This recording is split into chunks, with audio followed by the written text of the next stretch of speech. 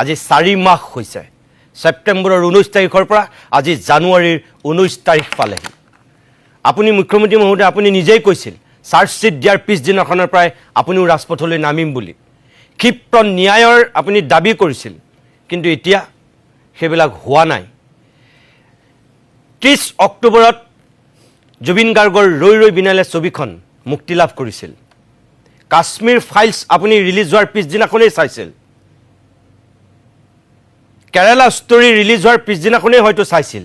লগত সকলোকে লৈ গৈ জুবিনৰ সিনেমাখন আজিও কিন্তু আপুনি চাবলৈ সময় পোৱা নাই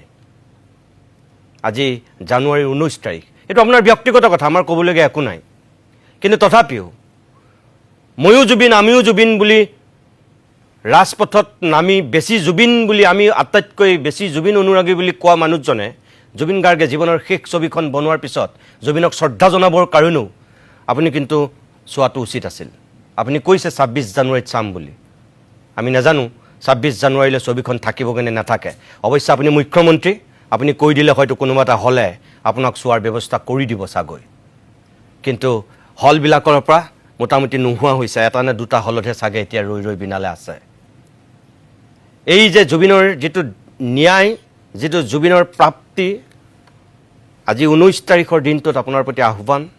চৰকাৰখনৰ প্ৰতি আহ্বান যে জুবিনক লৈ ৰাজনীতি কৰাটো অনুচিত আমি আগতেও কৈছিলো কি কংগ্ৰেছ কি অজাপ কি ৰাইজৰ দল কি বিজেপি কোনেও জুবিনক লৈ ৰাজনীতি কৰিব নালাগে জুবিনৰ লগত যোৱা মানুহবিলাক কোনো কংগ্ৰেছ বিজেপি অজাপ ৰাইজৰ দল নাছিল কোনো হিন্দু নাছিল কোনো মুছলমান নাছিল কোনো খ্ৰীষ্টান নাছিল হেয়া আছিল অকল মানুহ মানুহ আৰু মানুহ সেই মানুহক শ্ৰদ্ধা জনাই